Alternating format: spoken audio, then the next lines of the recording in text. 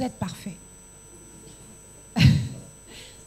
Mesdames et messieurs, chers amis, vous ne pouvez pas imaginer le plaisir qui est le nôtre, le mien, très égoïstement, celui de Jean-Manuel, j'en suis sûre, celui de toute l'équipe de l'ADG qui est en rang serré au premier rang, et toutes les équipes de l'OCIRP qui sont parmi vous, venus nombreux, de vous accueillir pour cette soirée dont je sais qu'elle est rituelle, qu'elle est très attendue pendant toute l'année. La soirée de l'OCIRP à Réavis. Ça situe, ça classe. Et le travail qui est le mien là présentement, c'est de faire l'introduction. Sachant que ça ne se termine pas comme ça. Ensuite, vous allez avoir Jean-Manuel qui va faire l'introduction de l'introduction. Patrick Lelon qui ne manquera pas de faire l'introduction de l'introduction de l'introduction des questions, afin qu'au bout de ce chemin, Jean Stone, sous vos ovations, mesdames et messieurs,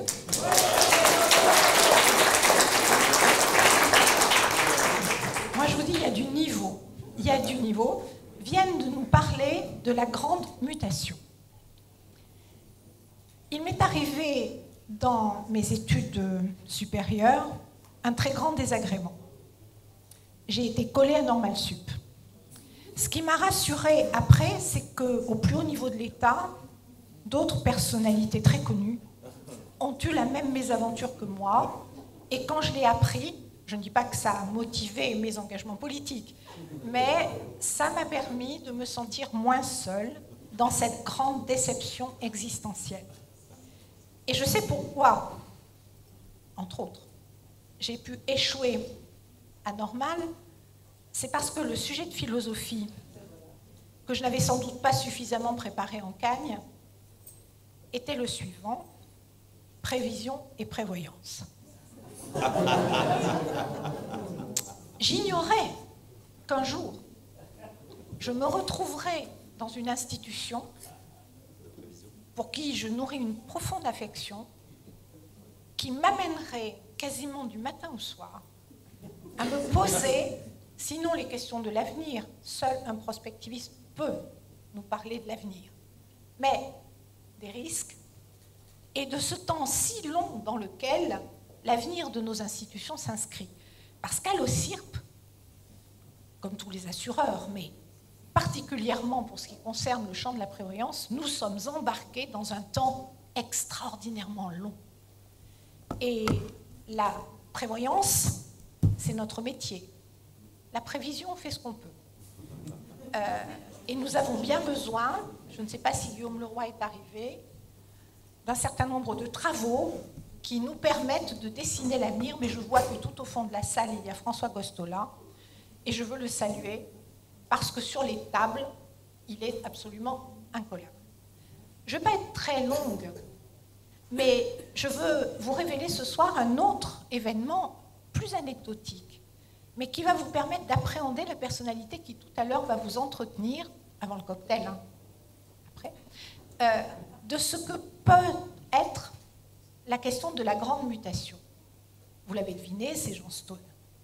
Jean Stone, vous avez vu, on vient de se serrer la main, mais Jean Stone, nous nous sommes rencontrés dans un environnement tout récemment. C'était le TGV qui nous conduisait à Cannes.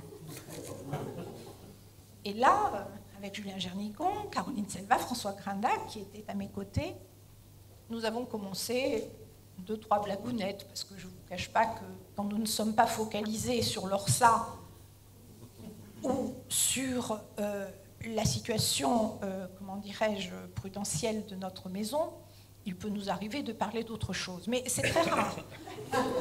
En l'occurrence, là, dans ce train qui nous conduisait à Cannes, nous parlions d'autre chose. Eh bien, de son oreille attentive et avec son sens de l'observation, Jean Stone, immédiatement, d'instinct, a su qui nous étions, des assureurs. Alors, on était un peu vexés, parce que nous ne nous pensons pas des assureurs.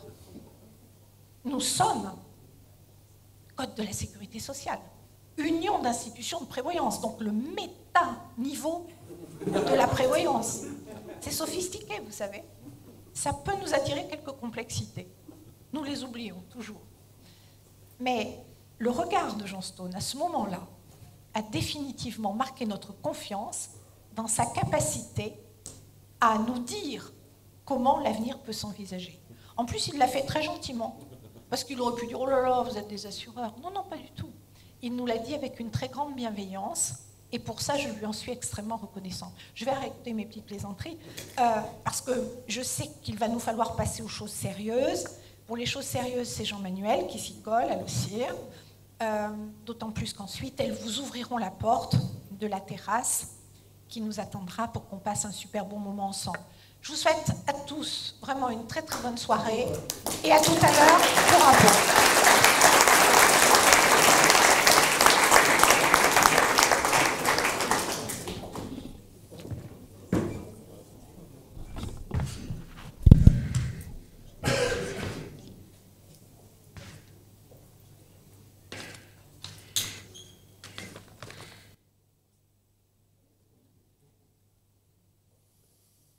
Chers congressistes, ça commence bien. Chers assureurs, vous êtes nombreux.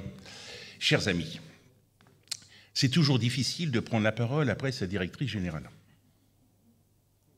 Et dans le cadre du Congrès Ravi, qui fête son 33e anniversaire, c'est toujours un plaisir de nous réunir depuis des années pour un moment d'échange convivial et dans un cadre sympathique. Le thème de ce soir va porter sur la grande mutation. Pourquoi notre futur sera extraordinaire, enfin de bonnes nouvelles. Je serais tenté de répondre par « Qu'est-ce qu'on attend pour être heureux? Qu'est-ce qu'on attend pour faire la fête ?» Oui, d'accord, mais après notre conférence, chaque chose en son temps. Aujourd'hui, nous allons parler de la grande mutation et nous avons le plaisir d'accueillir Johnstone et Patrick Lelong, qu'on ne présente plus. Je lui laisserai le soin de présenter notre conférencier, sans oublier Luc Tesson, ici présent, et notre photographe Chacha, qui vous tirera le portrait. Vous serez la femme ou l'homme numérique de demain. Chacha vous fera des photos super de votre rétine.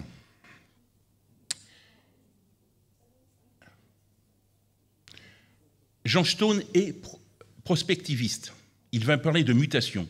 Mais existe-t-il une différence entre mutation et transition? Il est de bon ton de parler des 3 transitions, environnementale et écologique, digitale et numérique, et démographique. Mais ce soir, nous allons parler de mutation, avec 3 interrogations majeures. Pourquoi le monde est-il devenu si complexe? Les clés pour réussir, on va vers où? Je voulais vous préciser tout de suite que cette introduction n'a pas été réalisée par ChatGPT. C'est important de le dire. Cher Johnstone, dans votre ouvrage, vous parlez d'agilité, de vivacité, de flexibilité et de réactivité. Vous aimez les mots qui se terminent en « et ». Et ça, je répondrai par santé, et donc assuré, lycée, et donc éducation, musée, et donc culture, et canapé, pour réfléchir. Vive l'introspection. Vous nous parlez peut-être des entreprises qui ont disparu. Clic-clac, Kodak, bravo, bravo. Et de la notion antifragile, et vous dites, je cite, « La première chose à faire, c'est d'échapper au piège de la stabilité. » Alors oui, d'accord, mais la stabilité, c'est confortable dans un canapé. Pour réfléchir, bien sûr. Vous dites, je cite, « La meilleure façon de se préparer à l'avenir, c'est de l'inventer, c'est-à-dire d'être proactif. » Vous parlez de barbares modernes, de barbares disruptifs, en quelque sorte. Moi, j'aime bien les mots qui se terminent en « if », voilà. Comme collaboratif, participatif, positif, inventif. À chacun son vocabulaire, mais nous nous comprenons. En conclusion, quelques citations sur l'avenir. Jean-Pierre Raffarin disait « La route est droite, mais la pente est raide ». Il y a de l'avenir qui se fait et l'avenir qu'on fait. L'avenir réel se compose des deux, disait Alain le philosophe. dans les propos sur le bonheur. L'avenir est une porte, le passé en est la clé, disait Victor Hugo. Et enfin, notre grande penseur à tous, l'avenir, c'est du passé, en préparation, Pierre Dac. Mais j'ai été trop long et je laisse la parole à Patrick Lelong.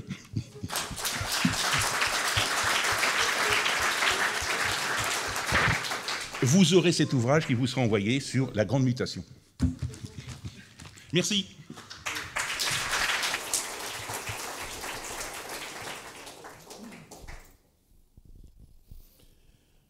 Jean, avec vous, on va voir si le monde est stone. Absolument. Et la première question que je voulais, enfin c'est pas vraiment une question, encore que si, quand je regarde la 4e de couverture, il y a Jean Stone est diplômé, je prends mon souffle, hein, en mathématiques, en informatique, en philosophie, en économie, en gestion et en paléontologie. La question que je vais vous poser, c'est en quoi n'êtes-vous pas diplômé ?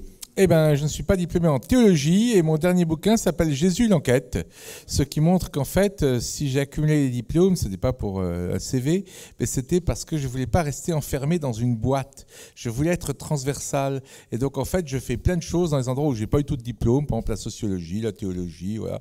Donc, en fait, les diplômes, c'était déjà pour échapper à la classification. On dit que si vous êtes expert comptable, vous n'êtes pas physicien quantique, et si vous êtes physicien quantique, en général, vous n'êtes pas peintre, vous voyez. Mais moi, je connais des amis qui sont les 3 à la fois, mais c'est pas facile. Alors, stone, c'est la pierre, on est bien d'accord, hein, c'est du solide. Stone, c'est aussi la folie. Et avec vous, on va voir que la folie, ce serait plutôt de penser que le monde est immuable, qu'il ne bouge pas comme ça. Et en fait, vous êtes un stone qui roule à vous tout seul, un Rolling Stone, et on va le voir au travers des réponses aux questions que c'est facile. On va vous poser. D'ailleurs, vous pourrez poser vos questions. Il s'est pas foulé.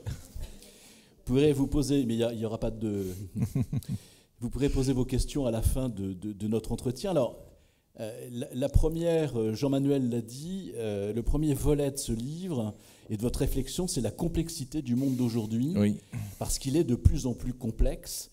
Et la question que je voulais vous poser, c'est en fait sur la notion de certitude. On est tous sûrs de quelque chose, encore que. Et la certitude, c'est en quelque sorte, selon vous, j'interprète, et vous monsieur le professeur, vous me reprenez, vous n'hésitez pas, c'est l'opium de l'intelligence dans un monde ouvert comme aujourd'hui. Alors, avant, il y avait les prophéties, aujourd'hui, il y a les prédictions, alors c'est moins ambitieux, mais c'est toujours prendre un risque. En quoi le monde d'aujourd'hui, le monde ouvert, est-il un monde à risque ? Alors, il faut déjà essayer de comprendre ce qui se passe sous nos yeux. C'est ça la différence. Il y a des endroits où la prévision est tout à fait possible. Hein. Il y a des endroits où la prévision est tout à fait possible, mais effectivement, oui, on a les destins de notre ami Luc que vous êtes habitués. Donc tout ça pour dire que je n'ai pas fait ce diplôme pour cacher une fissure sur le mur, mais bon. Donc tout ça pour dire qu'en fait... pourquoi nous sommes en train de changer de civilisation ? C'est surtout ça qu'il faut comprendre. On est en train de changer de civilisation parce que nous sommes dans une nouvelle étape de l'humanité de communication entre nous. Ça paraît assez incroyable ce que je vais vous dire, mais chaque fois que vous envoyez un email ou que vous postez sur WhatsApp ou que vous envoyez un SMS, vous contribuez à changer de civilisation et accessoirement à rendre le monde plus complexe, plus instable et donc plus difficile pour un assureur. Alors pourquoi ? Parce que si on se remet 8000 ans en arrière, on a l'invention de l'écriture. C'est un moment inouï dans l'histoire humaine. Avant l'écriture, on ne peut gouverner qu'avec la voix. L'écriture va donner les premiers empires. L'écriture va donner les premières civilisations agraires. Vous voyez, les toutes premières écritures, c'est des tablettes hittites pour enregistrer les apports des fermiers dans un dépôt à grains. Vous voyez ? Donc voilà, c'est le début de la structuration de la civilisation. Donc invention de l'écriture égale première civilisation agraire, etc., premiers empires. Il y a 500 ans, on invente l'imprimerie. Et là, avec l'imprimerie, c'est fois 1000, mais fois 1000 par rapport à l'écriture, vous voyez, fois 1000. Parce qu'on va diffuser la connaissance beaucoup, beaucoup plus vite, et ça va donner quoi ? Au début, on imprime des Bibles. Mais après, on va dupliquer. Ce qu'on va imprimer, c'est l'encyclopédie Diderot, d'Alembert, Voltaire, etc., vous voyez ? Et donc là, c'est la connaissance. Et on peut dire que la civilisation industrielle n'aurait jamais existé sans l'imprimerie. Parce qu'il faut imprimer la connaissance, les notices de fonctionnement, etc. Et un type assez génial, Marshall McLuhan, grand théoricien de la communication, mort en 1980, donc avant l'Internet, c'est très important de savoir qu'il est mort en 80. Il a dit, voilà, la télé, la radio, c'est génial, mais c'est comme des livres et des journaux, sauf qu'ils sont en temps réel devant vous. Voilà, la télé, c'est comme lire un livre, vous êtes passif devant la télé, sauf que c'est en temps réel. Et donc, il a dit la troisième étape de l'humanité, ce seront des médias qui iront dans les deux sens. Et c'est là qu'on arrive aux réseaux sociaux et à tout le reste, aux emails, à Facebook, etc. Et lui, il pensait à des radios et des télés interactives parce qu'il ne savait pas qu'Internet allait exister. Mais l'idée est bien là. C'est que la grande nouvelle, c'est que plus il y a d'interactions entre les membres d'un système, plus ce système est complexe, c'est mathématique. Plus il est complexe, plus des nouvelles lois de la complexité s'appliquent. J'ai eu la chance d'être entre autres l'ami et un élève ou un fils spirituel du prix Nobel Ilya Prigogine, qui est un des fondateurs de la théorie du chaos. Il a eu le prix Nobel de chimie pour ça. Et il me disait, Jean, il y a 25 ans, Jean, vous verrez, dans 25 ans, mes idées s'appliqueront beaucoup plus, parce qu'il y aura beaucoup plus d'interactions entre nous. Et alors, là, pour terminer cette longue introduction, plus il y a d'interactions entre les membres d'un système, plus ce système est chaotique, plus il y a des effets papillons, voyez, plus il y a des effets papillons, plus il y a des disruptions, plus il y a des ruptures, plus il y a des trucs imprévisibles. Et nous avons multiplié par 1000 les interactions entre nous dans les 20 dernières années. Et curieusement, sans le savoir, nous avons déjà changé de civilisation. Voilà la grande nouvelle. Nous avons changé de civilisation par le simple fait que nous avons multiplié par 1000 les interactions entre nous. Donc le monde, comme on dit, est VICA, c'est-à-dire volatile, incertain, complexe et ambigu. Et du coup, on va en parler bien sûr longuement, toutes les méthodes classiques de prédiction, etc., ne s'appliquent plus quand le monde est en train de radicalement changer. Comme vous le savez parfaitement, les spécialistes de réparateurs de diligence ne sont pas les meilleurs pour réparer les premières bagnoles. Voilà. Absolument. Alors dans le royaume de demain, le monde de demain, donc est-ce que les premiers seront les derniers, comme c'est dit dans les évangiles? Autrement dit, l'insécurité est-elle bienveillante? Et à contrario, la sécurité, dans laquelle nous avons l'habitude de vivre, est-elle un suicide? C'est-à-dire, ce que je dis en général aux grosses entreprises, c'est justement méfiez-vous. Parce que voilà, le problème, c'est que on voit bien aujourd'hui le changement radical de modèle, on en parlera tout à l'heure. Airbnb n'a pas été inventé par Accor, Uber n'a pas été inventé par G7, et je peux faire une liste comme ça qui dure des kilomètres.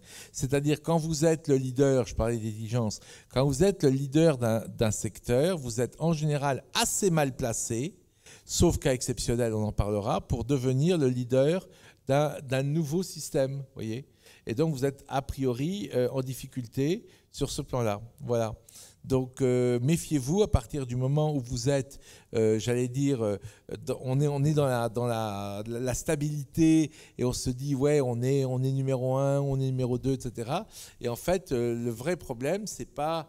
moi, je disais, par exemple, au numéro 1 mondial des phosphates, dont je parle dans mon livre, je disais, votre concurrent principal n'est pas le numéro 2 mondial des phosphates.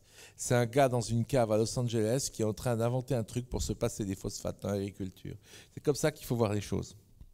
Alors justement, vous citiez McLuhan, l'information est une donnée clé, la bonne information. Et je voudrais que vous illustriez, vous en parlez longuement dans votre livre, et c'est tout à fait saisissant, que vous parliez du Titanic et puis de nos amis les dindes.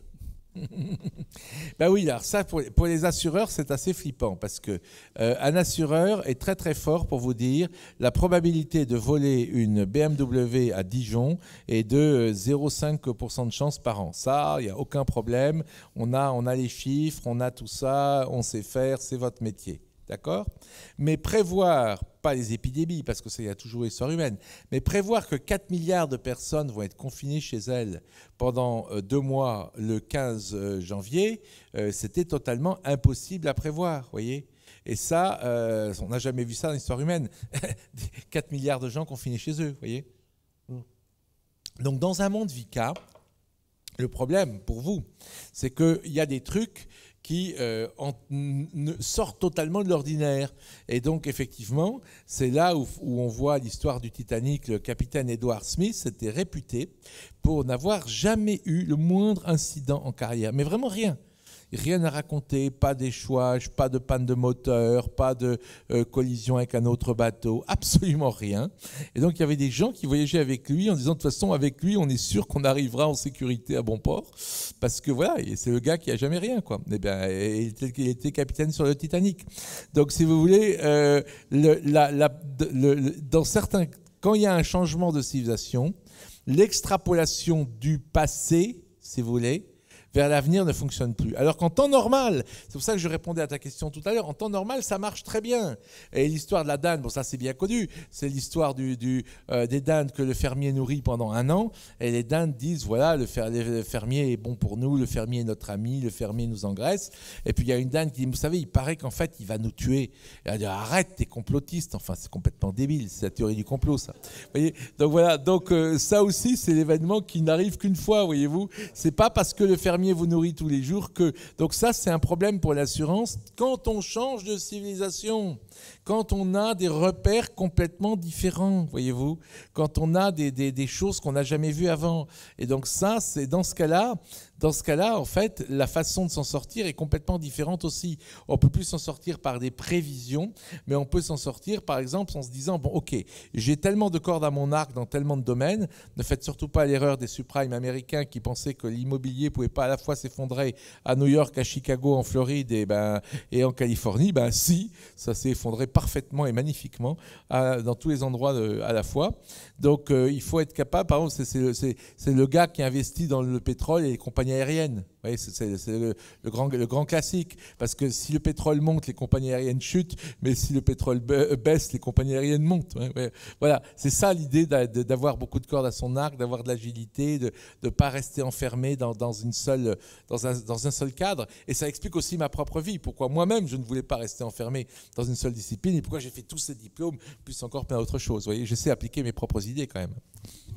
Dis-moi juste en exergue, si le commandant du Titanic avait une expérience du malheur, si j'ose dire, est-ce que ça serait passé différemment ? Possible, il se serait plus méfié peut-être, justement. S'il avait déjà eu des problèmes avec un iceberg, je pense qu'il se serait méfié. Là, non, pas du tout, oui, il y a des problèmes. Alors, on a bien compris que nous sommes passés d'un monde relativement fermé, en tout cas assez lent, dans son déroulé, à un monde ouvert, international, où tout va très vite. Tu nous citais l'exemple de la Covid, effectivement, qui a bouleversé à un point qu'on ne pouvait même pas mesurer, imaginer auparavant. Est-ce que dans ce monde ouvert, notre maître à penser et à agir serait le hasard ? Alors, c'est pas... Oui, alors, bien sûr, il y a la fameuse... là, des penseurs, si on parle de penseurs, pour moi... vous le connaissez sans doute dans votre domaine, enfin, j'ose espérer que vous connaissez évidemment Nicolas Nassim Taleb et son ouvrage Le Cygne Noir, parce que ça c'est complètement dans votre domaine. Si j'étais assureur, je lirais ça évidemment en détail, je l'ai lu en détail, et j'ai lu l'ouvrage suivant dont on parlera après, de Taleb, qui est encore plus important. Mais en tout cas, Le Cygne Noir de Taleb sur la puissance de l'imprévisible est à mon avis un très bon, justement, un très bon vaccin, si j'ose dire, contre justement tout ce qui est un peu d'avoir trop de certitude. Et il montre bien avec cette idée de cygne noir la puissance justement des événements imprévisibles dans l'histoire du monde en fait. Et le problème, c'est que plus le monde est complexe, plus il y a d'événements imprévisibles, vous comprenez ? C'est ça la nature du changement de civilisation qu'on est en train de vivre. Alors est-ce que ça veut dire qu'on vit dans un monde de surprises permanentes ? La réponse, comme disait Coluche, est dans la question, donc je ne te ferai pas l'affront de nous dire oui. Mais on va passer dans la deuxième partie sur les qualités pour faire face à ce grand bouleversement, à cette grande mutation. Déjà, les surprises, regarde, entre la guerre en Ukraine, l'épidémie, et puis même si on remonte un peu plus loin dans les 20 dernières années, la crise de 2007, que certaines personnes 2007-2008 avaient vu, mais quand même, moi j'avais un truc cruel dans les années 2010, j'avais des PowerPoint où j'avais toutes les phrases, j'avais directeur du FMI, Christine Lagarde, à l'époque était notre ministre de l'économie, directeur directeurs Banque Centrale Européenne, tous disaient oui, il n'y a aucune chance que ça s'écroule, ça va, l'économie va très bien, enfin bon. Et alors, il y a, je crois que c'est Anthony Blinken, le secrétaire d'État aux Affaires étrangères américaines, qui a dit 3 jours avant l'attaque du Hamas, le Moyen-Orient n'a jamais été aussi calme. C'est quand même extraordinaire. C'est une façon extraordinaire de se tromper. Donc, si vous voulez, ça vous montre bien quand même des gens très sérieux, très informés donc, sur la crise, sur le Hamas. On peut imaginer qu'un type comme Blinken est censé être informé. Sur la crise de 2008, on peut imaginer que le directeur de la FMI, le ministre, etc., le directeur sont informés. Ben non, vous voyez. Ils peuvent se planter de façon magistrale. Et là aussi, c'est intéressant parce que, regarde, le Hamas n'a jamais fait ça. Le Hamas n'a jamais attaqué comme ça. Et de toute l'histoire, ça fait donc 20 ans qu'il y a la guerre là-bas, mais c'est des guerres qui n'ont jamais été comme ça. Et donc c'est pour ça que les Israéliens s'attendaient à une attaque du Hezbollah, à, je sais pas, de la Syrie. Enfin, ils devaient certainement avoir fait comme tout le monde des scénarios, tu vois, une attaque de la Syrie, de l'Iran, du Hezbollah, blablabla. Et puis boum, qu'est-ce que c'est, tu vois, donc c'est là où justement c'est aussi une autre leçon du monde d'aujourd'hui, c'est que à la fois nous sommes dans un monde de gros systèmes, genre Google, etc. Et à la fois, c'est un monde où les faibles ont beaucoup plus de pouvoir par les drones, par des trucs, parce que maintenant, chacun peut faire presque sa bombe. J'espère qu'on n'arrivera pas dans un monde où chacun fait sa bombage chez lui, parce que là, on est foutu. Parce que quand il y a une connerie à faire, il y a toujours quelqu'un pour la faire. C'est le vrai risque. Mais heureusement, Dieu merci, c'est le cas de dire, la bombage, c'est un peu difficile à faire. Mais on voit bien aujourd'hui qu'il y a une accessibilité de plus en plus grande à beaucoup de techniques de la part de gens qui sont censés être faibles. Et donc, la dissuasion qu'on appelle du faible vers le fort est plus importante qu'avant dans un monde complexe aussi. Dans ce que tu dis un peu plus loin, le plus grand économiste et prof d'économie aux États-Unis, grand professeur comme toi, avait en 1929, quelques mois avant la crise, prédit un avenir radieux. Oui, c'est la même chose. Pour les actions. Alors, je n'ai pas répondu à ta deuxième partie de la question qui était super importante. Oui. Voilà. C'est oui, mais alors d'abord, et qu'est-ce qu'on fait? Moi, je ne suis pas venu vous dire, bon, attendez, voilà, tout fout le camp, youpla boum, on est... Non, j'ai des solutions quand même. J'ai des solutions parce qu'en plus, on va en parler après, mais je crois à un avenir radieux. Mais vous savez, c'est ça que la phrase de Raffarin était bien, la ligne est droite, mais la pente est raide. Hein. Donc je crois à un avenir radieux, mais on va, contrairement aux collapsologues, mais on va en fait vachement baver pour y arriver. Alors je vous dis tout de suite pourquoi. Parce que l'humanité ne sait pas faire des transitions smooth. La transition smooth, c'est changer d'état comme ça, voyez-vous. En fait, l'humanité, elle fait ça. Trop de redistribution, trop de socialisme, trop de capitalisme, trop d'inégalité, trop de. Ah! Et on a trouvé le bon réglage. Mais on a trouvé le bon réglage après des guerres, des révolutions, des drames, etc. Si vous prenez, regardez la Révolution française, la Révolution russe, regardez tout ce qu'il y a eu pour que nous vivions 1000 fois mieux que nos ancêtres il y a 2 siècles. Lisez Zola, lisez Victor Hugo. Ben, nos ancêtres, ils en ont vachement bavé pour qu'on vive 1000 fois mieux qu'eux. Ben, je prédis que ce sera exactement pareil. On va vers un monde vachement meilleur, mais on va vachement baver pour y arriver. Alors, en attendant, pour survivre dans cette transition, c'est quoi les qualités? Alors d'abord, je recommande d'être un barbare. Ça, c'est assez provoquant parce que les barbares, bon, mauvaise réputation, un barbare. En fait, il y a des barbares partout. Airbnb, c'est un barbare de l'hôtellerie. Uber, je le disais tout à l'heure, c'est un barbare des taxis. Netflix, c'est un barbare du cinéma. Amazon, c'est le super barbare du commerce. Et vous avez même un barbare dans votre domaine qui s'appelle Lemonade, la limonade en anglais. Je ne sais pas ce qu'ils sont devenus maintenant, mais ils avaient recueilli 500 millions d'euros à la bourse de New York, ce qui est pas mal, 500 millions d'euros. C'est une compagnie d'assurance qui est entièrement gérée par l'intelligence artificielle, donc ils ont très très peu de frais. Ils vous proposent une assurance habitation pour un petit appart à New York, $5 par mois. $5 par mois en assurance habitation. Ils font tout par intelligence artificielle. Vous avez votre smartphone, vous prenez photo de votre maison, vous leur envoyez. Ils vous désabonnent en 1 minute de votre assurance actuelle. Ça va vous faire peur. En 1 minute, ils vous désabonnent de votre assureur actuel. Et en 1 minute, montre en main, ils vous remboursent un sinistre. Vous déclarez le sinistre avec, pareil, il y a une reconnaissance faciale de votre visage pour être sûr que vous êtes bien la bonne personne. En 1 minute, il vous identifie, vous présentez le sinistre avec des photos, etc. Et en 1 minute, il vire l'argent sur votre compte. Vous vous rendez compte, vous êtes remboursé en 1 minute. Bon, voilà, ça c'est un barbare de l'assurance, c'est pour vous. Donc il y a des barbares partout. Alors qu'est-ce que c'est qu'un barbare? C'est quelqu'un qui réinvente totalement un métier en venant des marges de ce métier-là. Vous voyez, en venant des marges du métier. Comme je l'ai déjà dit, hein, c'est pas une grande compagnie américaine de cinéma qui a inventé Netflix, évidemment. Et c'est pas Accor qui a inventé Airbnb. Donc ça, c'est la première idée. Et c'est très puissant. Il y a des barbares partout aujourd'hui. Je viens de vous l'expliquer. La deuxième idée, c'est transposer un domaine dans un autre.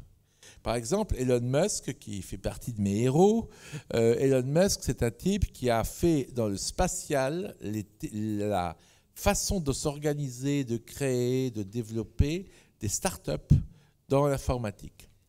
Personne ne pensait que c'était possible.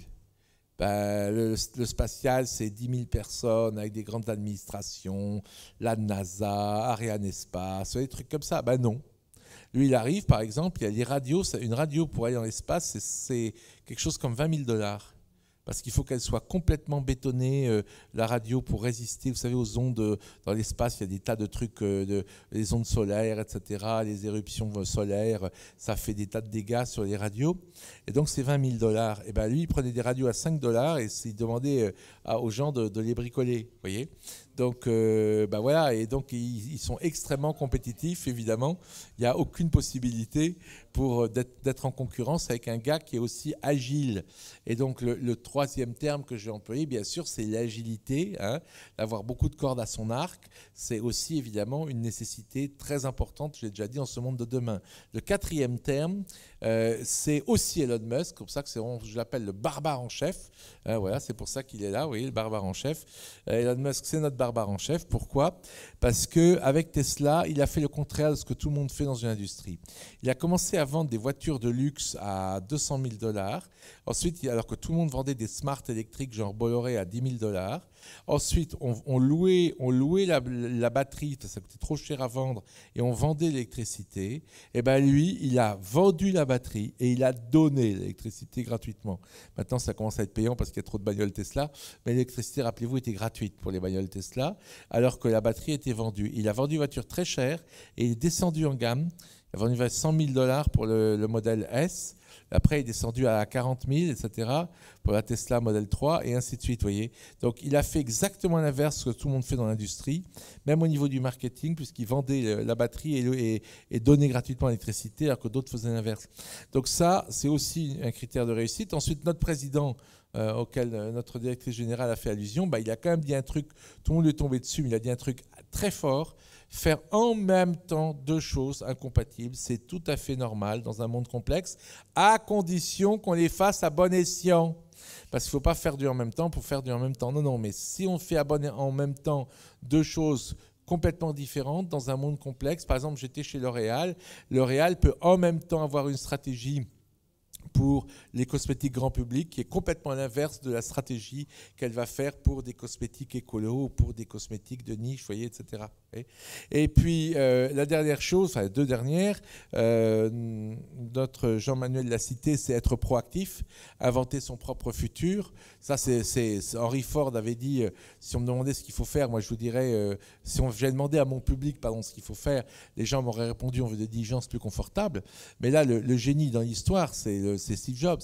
C'est Steve Jobs, parce que regardez ce qu'a fait Steve Jobs. Il a mis le baladeur numérique qu'il avait dans l'iPhone, il a mis l'iPod, le baladeur numérique, alors qu'il avait 70% du marché mondial des baladeurs numériques avec son iPod. Donc du jour au lendemain, il a tué son produit vedette. C'est une décision folle. Si le conseil d'administration d'Apple n'avait pas foutu à la porte 15 ans auparavant et ça a été mordu les doigts, il l'aurait foutu à la porte tout de suite. Là, ils se sont dit, bon, attends, il est fou, mais on va laisser une chance, d'accord? Donc, et s'il n'avait pas fait ça, Apple ne serait pas devenu la première capitalisation boursière devant ExxonMobil, le pétrole. Le jour où j'ai reçu sur mon iPhone, il y a 5, 6 ans, 7 ans, l'information que la capitalisation boursière d'Apple avait dépassé ExxonMobil, j'ai dit à mes amis chefs d'entreprise dans une réunion où j'étais, ça y est, on est entré dans le nouveau monde. La nouvelle civilisation, c'est un marqueur comme un autre. C'est le jour où Apple dépasse ExxonMobil, donc le pétrole, comme numéro 1 mondial en capitalisation boursière. Et le dernier point, mais on va en parler, c'est l'antifragilité. Oui. Non, mais juste avant, c'est Steve Jobs, il a même remis des paroles bibliques en doute, puisqu'on disait avant pauvre comme Job. Maintenant, on ne peut plus dire la même chose. Alors tu sais qu'il y avait autre chose là. Il y avait Johnny Cash, il y avait Bob Hope et il y avait Steve Jobs.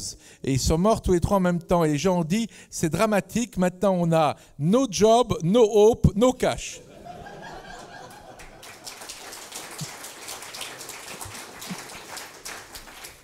Alors, je voudrais que tu reviennes sur ces 3 qualités que tu as évoquées. Alors en fait, il y en a 7, mais bon, il y en a 7. Alors, moi, j'en ai noté que 3. Alors, pour l'instant, j'en ai donné 6. Donc j'ai dit, alors, la première, c'est tu fais l'inverse de ce que tout le monde fait, oui. D'accord ? Deuxièmement, tu transposes un domaine dans un autre. Oui. Troisièmement, tu as la question de l'agilité. Quatrièmement, tu as le domaine des barbares. Okay ? Oui. C'est-à-dire tu réinventes complètement un domaine. Ensuite, il y a le en même temps. Hein, et après, il y a le fait d'être proactif, c'est-à-dire d'inventer son propre futur, comme le fait Jobs avec l'iPhone. Il invente un nouveau futur. Et il y en a un 7e encore. Et la 7e, c'est l'antifragilité. Voilà, alors, l'antifragilité, c'est dû à Nassim Taleb. Son dernier bouquin s'appelle Antifragile. Et ça, c'est vraiment un bouquin intéressant dans le sens que l'antifragilité, c'est sortir plus fort d'une crise. En fait, c'est l'exemple même, c'est le vaccin. On vous rend un peu malade, pour que vous soyez plus solide. En fait, c'est la fameuse phrase de Nietzsche, quand Nietzsche disait « Ce qui ne me tue pas me rend plus fort ». Okay ? Ben oui, ben voilà, si vous êtes mort, c'est sûr que c'est foutu. Mais si vous n'êtes pas mort, eh bien vous pouvez effectivement avoir appris, c'est comme l'histoire du fameux Edward Smith, le capitaine du Titanic, qui effectivement n'avait pas d'expérience négative, tu vois. Donc l'antifragilité, c'est en fait sortir plus fort d'une crise. Et ce qui est étonnant, c'est qu'il n'y a aucun mot dans aucune langue qui dit cela. Aucun mot dans aucune langue. C'est Nassim Taleb qui a forgé le mot antifragile avec 2 mots. Et donc, l'idée de l'antifragilité, c'est donc la possibilité de se renforcer dans la crise, et c'est vraiment essentiel. Alors, je peux donner un exemple, et ça demande entre autres de l'agilité, donc c'est lié à mon critère numéro 1, mais par exemple, une société française s'appelle Uzi Panel, il faisait des panneaux d'aménagement en plastique pour les autobus. Donc, Macron annonce le confinement le 16, le 17, tout s'arrête. 17 mars 2020, tout s'arrête, donc ils vont mettre tout le monde au chômage, évidemment, et se dire, bon voilà, on va bénéficier vous savez, des fameux fonds et tout, bon là. Hein, et puis, non, pas du tout. Ils se sont dit, on a besoin, pour les hôpitaux, pour les pharmaciens, pour les supermarchés qui restent ouverts, pour les administrations, on a besoin de ces fameuses barrières de plastique que vous avez vues partout, là, avec le Covid. Et justement, ils faisaient des barrières de plastique pour les autobus. Et ils n'avaient aucune distribution nulle part. Mais dès le 18 mars, ils ont commencé à parler de leur projet. Le 19 mars, ils ont passé les premières commandes. Notez la rapidité. Et ils sont devenus les premiers à faire toutes ces plaques en plastique que vous avez vues partout, dans tous les supermarchés, pour protéger les caissières, les pharmaciens, etc. Et ils sont même allés téléphoner à l'Élysée pour proposer d'équiper les voitures de séparation, parce qu'il y avait des ministres qui avaient le Covid à l'époque. Je ne sais pas si vous y étiez à l'époque, mais il y avait le Covid. Et donc, ils ont proposé ça. Ils sont passés au TF1 20h pour dire Uzi Panel, petite entreprise PME de Toulouse, etc., etc. Donc ils sont sortis beaucoup plus forts du Covid qu'ils sont rentrés. Et ça, c'est un exemple parmi d'autres d'antifragilité. Donc l'antifragilité, c'est mon 7e et dernier critère. Donc j'ai donné 7 critères et Elon Musk en fait 3. C'est pour ça que tu pensais à 3. Elon Musk, il a la stratégie du barbare avec PayPal. Il attaque en barbare le paiement, c'est-à-dire Visa Card, Mastercard, sur un domaine où ils n'avaient jamais pensé, c'était le paiement par Internet. Ils auraient dû y penser, mais quand tu es leader dans un domaine, tu es malvenu pour être le leader dans un nouveau domaine connexe au tien. Ensuite, il a fait transposer un domaine dans un autre avec les SpaceX et faire l'inverse ce qu'on fait avec Tesla. Voilà. Mais l'antifragilité est le 7e et dernier pilier des stratégies que je propose. Alors, ce n'est pas parce que vous allez les appliquer que vous allez survivre, mais ça va quand même mieux si on arrive à les appliquer dans votre domaine. Il y a une quinzaine de jours, on était ici pour les trophées de la Silver Economy. Jean-Manuel, tu te souviens, il y avait une entreprise qui était particulièrement applaudie, qui fait un très beau chiffre d'affaires Et figurez-vous qu'en fait, c'est de la teinturerie et de la vapeur. Vous dites, bah, la vapeur, comme idée, c'est pas... Et en fait, non, c'est pas nouveau. Et puis en plus, c'est quand même un peu ringard. Or, les Suisses, qui sont des gens lents mais très efficaces, se sont dit, ben, finalement, on sait faire de la vapeur. Donc, ce que l'on va faire, c'est qu'on va essayer de trouver en quoi cette vapeur peut transformer le monde. La machine à vapeur, ça a été inventé il y a longtemps, ça a transformé le monde, mais c'est un peu ringard maintenant. Et en fait, ils ont créé un outil qui est en quelque sorte ce que certains d'entre nous utilisent pour défroisser les fringues, mais un truc génial qui permet, uniquement avec de la vapeur, d'équiper toutes les maisons de retraite, les hôpitaux, de vous équiper vous si vous le voulez, mais je ne suis pas commissionné sur le produit, pour pouvoir, et les punaises de lit par exemple, vous tuez tout en 5 secondes avec de la vapeur. Donc 1, c'est pas cher, 2, c'est écologique, 3, c'est un marché merveilleux.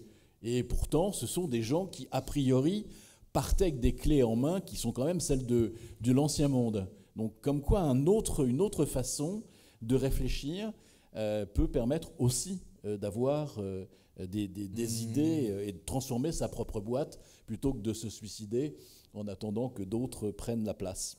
Donc et effectivement. Alors je voulais que tu parles aussi, c'est un exemple qui est connu, mais ça explique bien ce que tu appelles la fonction exponentielle. Alors moi qui suis nul en maths, j'ai à peu près compris ce que ça faisait, ce que j'appelle moi l'effet boule de neige, c'est pas tout à fait ça, mais en tout cas dans son mouvement. Et tu cites l'exemple du Braham Sissa. Alors avec ces paris complètement fous qui datent d'il y a très longtemps, mais qui néanmoins ont... on va faire le lien avec quelque chose d'actuel, oui. Ouais. C'est l'histoire de l'invention de l'inventeur du jeu d'échecs. Ce fameux Brahman Sissa est l'inventeur légendaire du jeu d'échecs en Inde, et donc le roi veut le récompenser et lui dit: c'est formidable ce que tu as fait, qu'est-ce que tu veux comme récompense? Et le Brahman dit: en fait tu mets un grain de riz sur la première case du jeu, puis tu mets 2 grains de riz sur la deuxième, 4 grains de riz sur la troisième, 8 sur la quatrième, et ensuite tu mets 16, 32, 64, 128, 256, etc. Et le roi il dit: mais enfin c'est rien du tout, pourquoi tu ne demandes pas un truc, j'aurais pu te donner de l'or, etc. Brahman dit: ça me suffira. Puis les conseillers du roi font le calcul et ils voient que pour la 64e case, il faudrait mettre beaucoup plus que la taille de l'Himalaya ou que toute la production mondiale de blé sur Terre. Et donc le roi est furieux, et dans les versions tristes de l'histoire, il fait décapiter le Brahman pour s'être moqué de lui en lui demandant un tel récompense. Et alors, il s'est passé quelque chose dont j'ai entendu dire, alors là, on a quelqu'un du gouvernement devant moi, donc elle va peut-être me démentir, mais ce sera intéressant, parce qu'il s'est passé quand même un truc très intéressant lors de le Covid-19. Il s'est passé un truc très intéressant. C'était le jeudi, peut-être le mercredi, je ne suis pas sûr, c'était ou le jeudi ou le mercredi, Emmanuel Macron est passé à la télé et il a dit: on va fermer les écoles, c'est grave ce qui se passe, etc. C'était le mercredi ou le jeudi, d'accord ? Quand vous passez à la télé à 4 jours d'intervalle, c'est que vous avez merdé la première fois. Ça, c'est automatique. C'est automatique. De Gaulle, rappelez-vous De Gaulle, le 25 mai, il fait un truc, tout le monde s'en fout. En mai 68, il a complètement merdé, donc il change complètement de stratégie. Il disparaît, fait son fameux truc à Baden pour faire le buzz, comme on ne disait pas encore à l'époque. Et le 30 mai, il arrive et il dit: allez, je dissout l'Assemblée. Et là, il réussit complètement son truc. Bon. Donc Macron fait un discours le jeudi. Bon, pas grand-chose. Et puis, le samedi à 20h, Édouard Philippe passe à la télé et dit: on ferme tout! On ferme les bars, les restaurants, pas demain soir, on ferme dans 4 heures. Alors que les restaurants, les bars et tout, ils avaient leur bouffe pour le week-end quand même. Non, on ferme dans 4 heures. Jamais vu dans l'histoire humaine. Moi, quand on parle de trucs imprédictibles, là, vous en avez là de l'imprédictible. On ferme dans 4 heures. Ah, mais on maintient les élections quand même. Hein. Bon, parce que ça, faut pas déconner. C'est un peu notre gagne-pain, les élections, donc on maintient. Bon, donc on maintient les élections. Ils auraient pu les supprimer, mais ils n'ont pas osé. Bref. Et alors, le soir des élections, je me rappelle très bien la fameuse Sibeth Ndiaye, là, qui a porte-parole du gouvernement, qui dit ah non, un confinement généralisé, non, impossible, c'est absolument pas programmé, etc.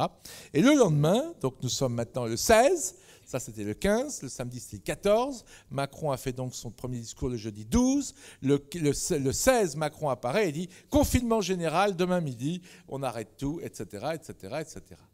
Qu'est-ce qui s'est passé entre le jeudi soir et le samedi soir? Seulement 2 jours. samedi soir, jeudi soir, samedi soir. Toute cette énorme groupe d'énarques, de génies, de polytechniciens, de normal sup, sauf Macron et vous, mais bon, de normal sup, d'énarques, etc., ils ont compris un truc. La fonction exponentielle. Vous allez me dire, c'est pas possible qu'ils aient pas compris ça avant. La réponse est oui. Ils n'avaient pas compris la fonction exponentielle avant le samedi 15 mars au matin. Ils l'avaient pas compris.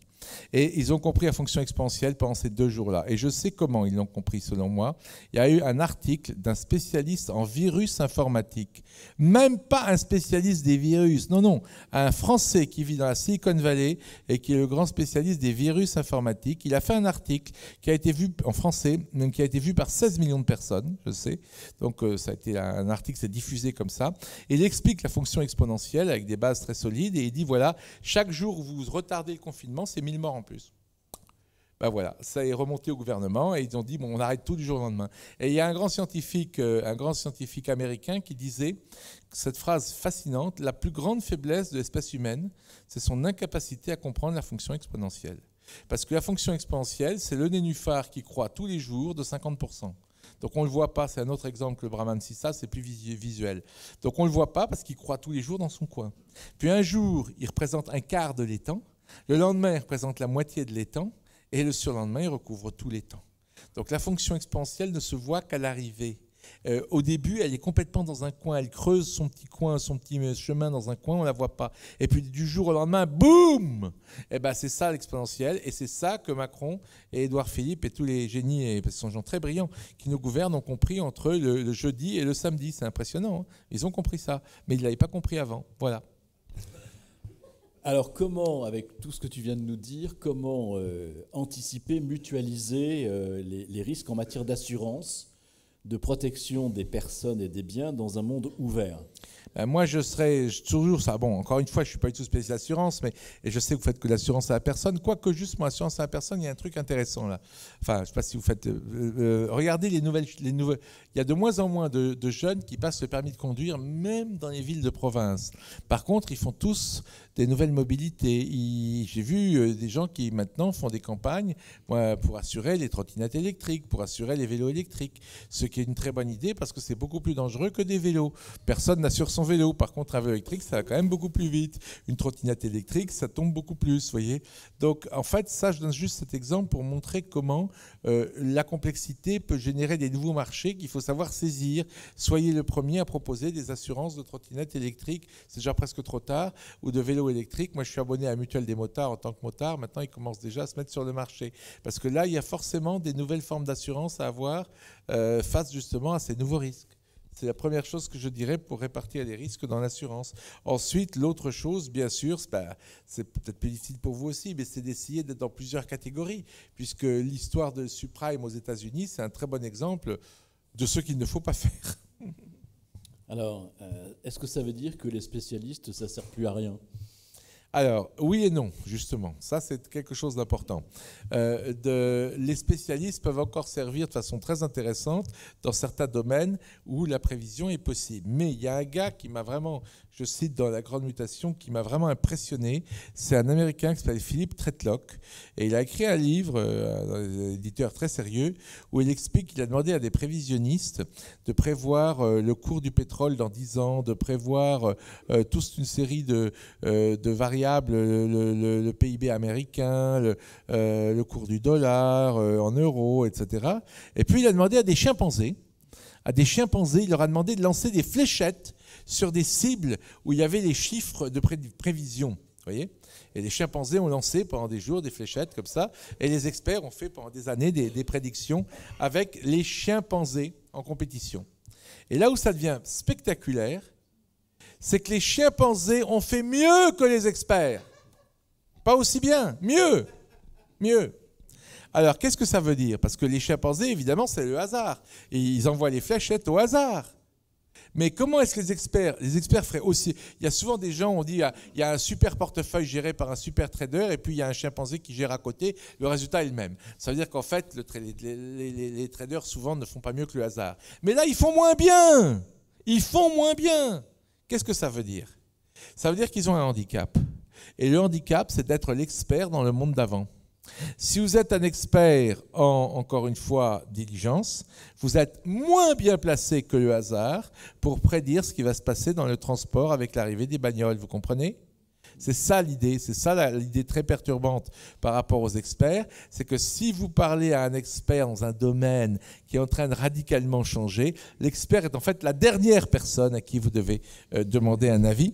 Mais par contre, je rassure les experts qui sont dans la salle, il y a encore des tas de domaines qui sont relativement linéaires, si vous voulez, genre le vol de BMW à Dijon.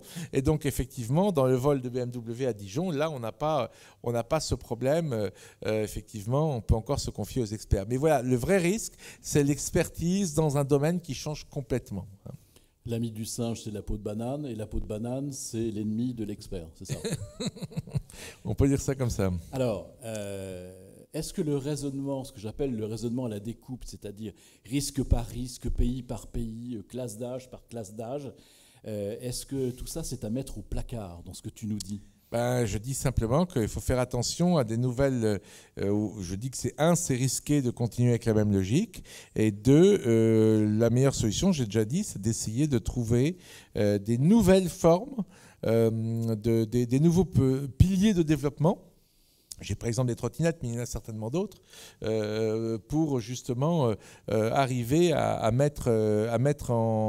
avoir beaucoup de cordes à son arc, quoi. C'est ça l'idée. Si vous avez qu'une seule corde à votre arc, dans un monde stable, c'est très bien parce que vous êtes le leader de cette corde, mais dans un monde complexe, c'est beaucoup plus dangereux. Voilà. Alors, il y aura forcément, tu le disais, de façon gentille, mais néanmoins quand même violente si on regarde. Ouais. Il y aura beaucoup de laissés pour compte, il y aura des gens sur le bas-côté. Et je voulais te poser la question de la place des fragilités.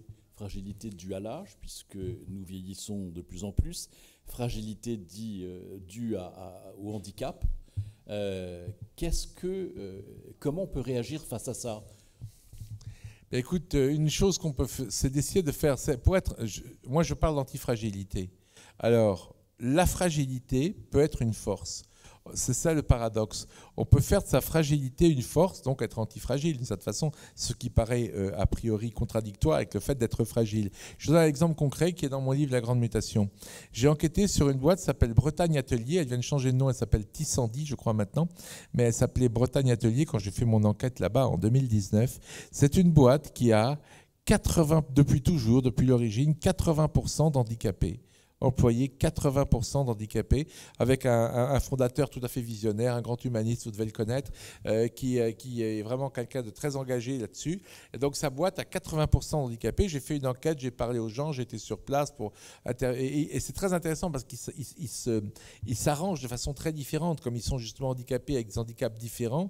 Ils font de ces handicaps des forces et ils sont référencés comme fournisseurs de premier rang chez Airbus Industrie, chez Alstom, chez Peugeot, enfin dans les endroits où vraiment il faut des taux de défaut extrêmement faibles sur les pièces, et ils font ça avec 80% de salariés handicapés. C'est quand même extraordinaire. Eh bien voilà comment on peut faire d'une faiblesse une force, puisque c'est la fragilité des employés qui fait justement la spécificité et la force de cette entreprise, donc j'ai connu sous le nom de Bretagne Atelier, et qui vaut vraiment le déplacement, parce que c'est... Alors par exemple, justement, comme ils ne peuvent pas porter des trucs lourds, vous voyez, donc ils ont conçu des chaînes de montage avec des trucs, du coup ça marche mieux que les chaînes de montage, c'est plus productif que les chaînes de montage pour les gens normaux, vous voyez, des trucs comme ça, voilà. C'est à ça aussi que la fragilité peut servir, peut être mise en avant, parce que là, on peut se dire, voilà, là, il y a une piste à creuser pour ça. Je ne dis pas que c'est possible pour tout le monde. Tu as dit une phrase très importante aussi, il y a des gens qui vont rester sur le bas-côté de la route. Oui, absolument. Mais il y en a beaucoup moins. Beaucoup moins. On n'a pas encore parlé des bonnes nouvelles suffisamment, à mon avis. Il y en a beaucoup moins que vous l'imaginez. Pourquoi ? Parce que les deux grands facteurs bloquants dans toute l'histoire humaine, c'était la connaissance et l'argent. La connaissance est réservée à un tout petit nombre de gens, en général ceux qui ont l'argent, pour envoyer leur enfant faire Harvard, Stanford, Berkeley, etc., ou avec une bourse éventuellement, mais sinon les familles américaines s'endettent à vie parce que c'est 50 000 € par an, hein, être étudiant. Et c'est réservé à 10 000 personnes sur Terre. Il n'y a que 10 000 étudiants à Harvard, ok ?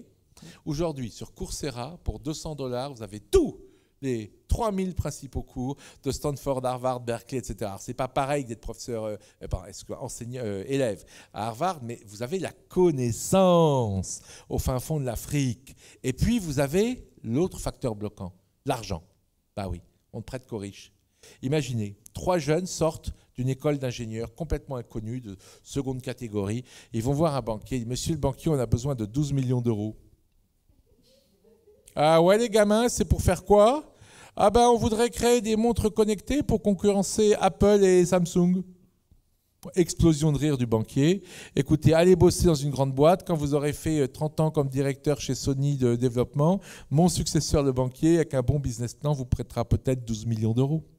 Là, ils ont fait une vidéo marrante, ça c'est très important. Ils ont fait le prototype, la vidéo marrante, une bonne musique. Ils ont mis ça sur un site qui s'appelle kickstarter.com, dont la règle est la suivante. Vous avez 3 mois pour récolter l'argent nécessaire pour votre projet. Si les gens font le préachat et que vous avez l'argent nécessaire, vous le recevez au bout de 3 mois et 1 jour. Si vous ne l'avez pas, eh ben, tout le monde, l'argent est renvoyé et personne n'a rien perdu ni rien gagné.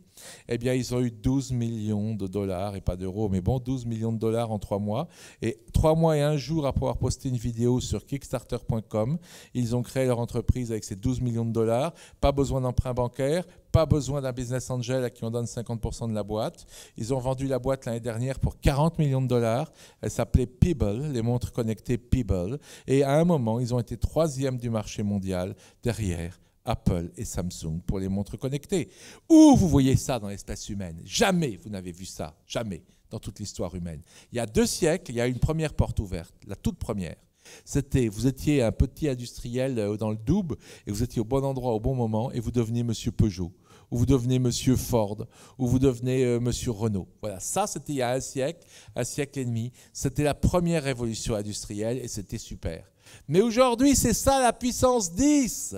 Parce que je répète, la connaissance est partout, l'argent est partout. Ça va nous faire quelque chose d'incroyable. Moi, je prédis l'avalanche des super génies. On va avoir une avalanche de super génies. C'est quoi un super génie? Un super génie, c'est un homme ou une femme sur 1 million.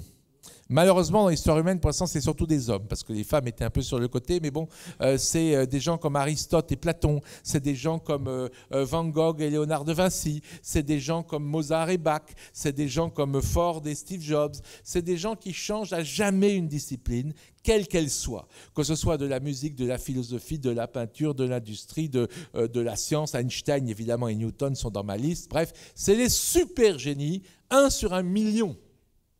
Au pif, je vous dis, il y en a 8000 dans l'histoire humaine. 8000 super génies, on a laissé une trace. Et il devrait y en avoir 80 000. Pourquoi? Parce que 1 sur 1 million, il y a eu 80 milliards d'hommes, c'est l'estimation depuis que l'Homo sapiens existe. Et ben voilà, on a perdu 90% des super génies dans l'histoire humaine. Et c'est logique!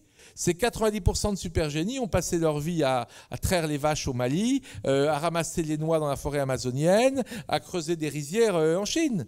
Ben oui, si vous étiez né dans les siècles passés dans ces coins-là, c'était foutu, parce que vous n'aviez aucun accès possible à la connaissance et à l'argent.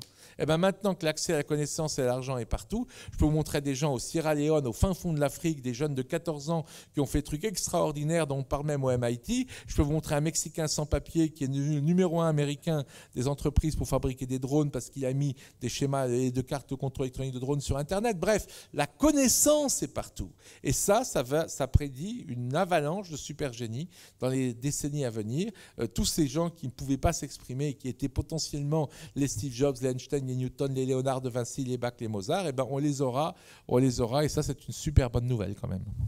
Alors une dernière question, Jean, avant de donner la parole à ceux qui n'ont pas encore lu ton livre, parce qu'il y a tellement de réponses dedans qu'on peut effectivement grouper les questions. Ça concerne l'intelligence artificielle et ce qu'on appelle la data, donc les banques de données.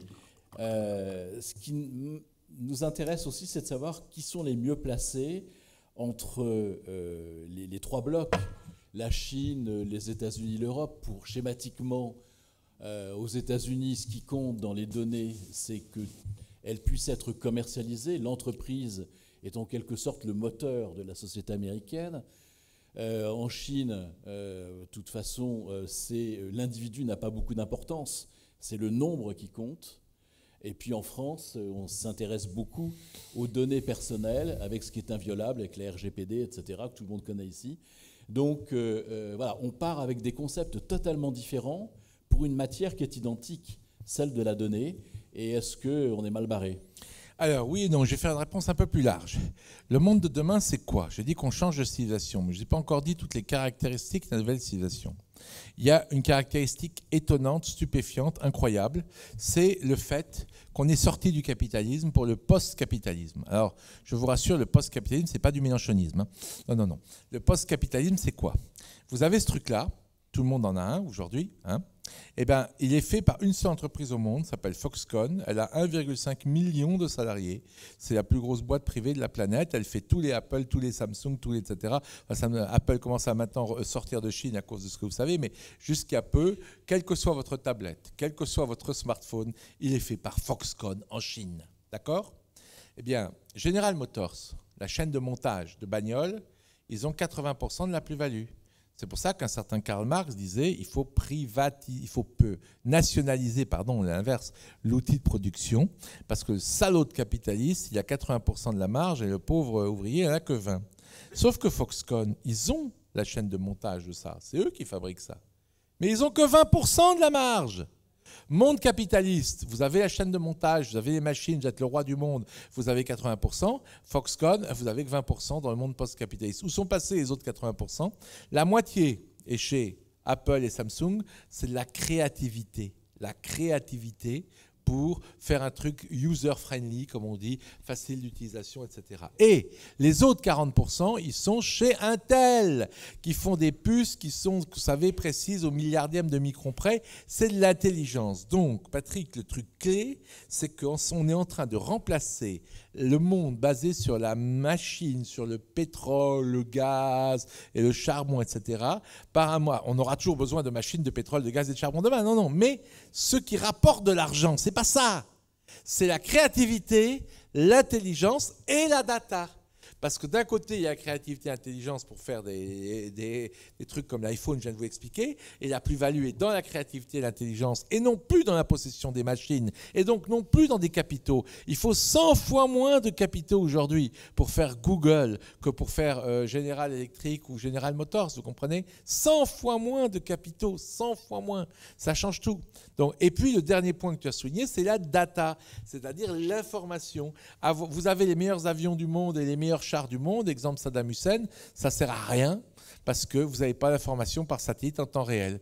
Exemple démonstration également, Israël a beau avoir le meilleur système d'information en théorie d'espionnage, mais ils n'ont pas eu l'information en temps réel et poum, vous voyez. Donc aujourd'hui, ce qui compte, c'est la data, l'information et l'intelligence, la créativité. Alors, pour l'intelligence et la créativité, les Américains, et je pense nous les Français, de façon différente et moins perfectionnée bien sûr, parce qu'on est moins adapté au système de start-up et de créativité, mais quand même, une chose qui me donne beaucoup d'espoir pour répondre à ta question, c'est que en général, depuis plusieurs années, la France est numéro 2 mondial derrière la Chine.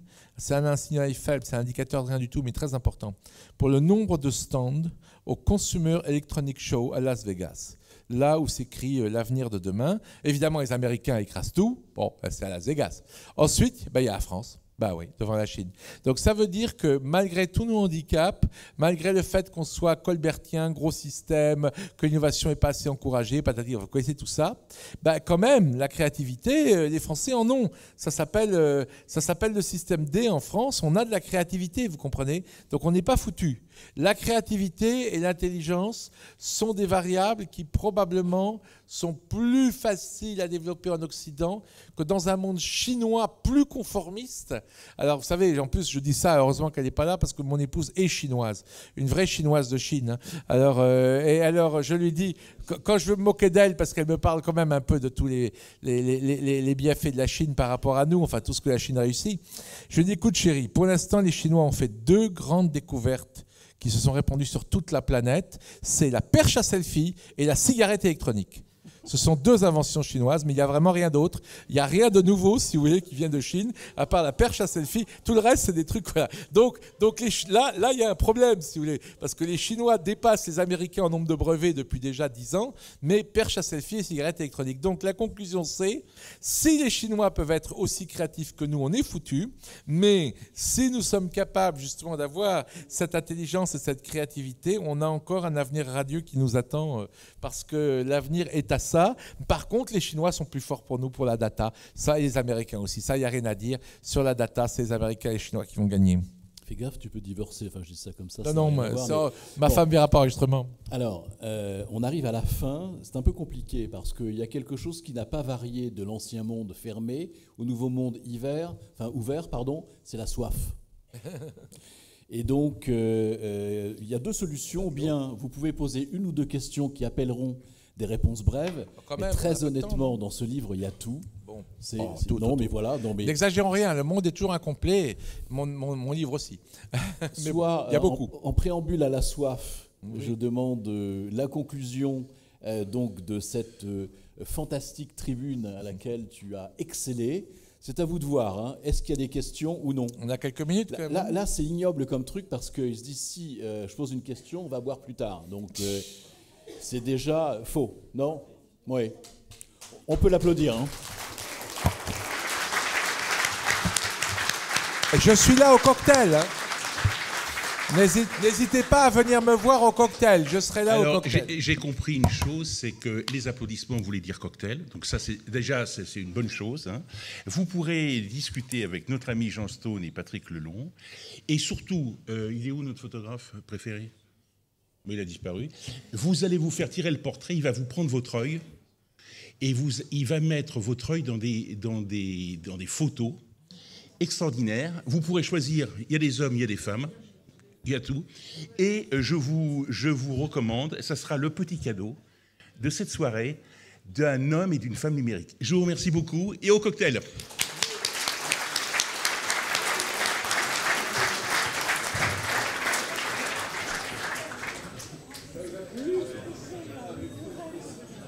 Ravi d'avoir répondu à vos attentes.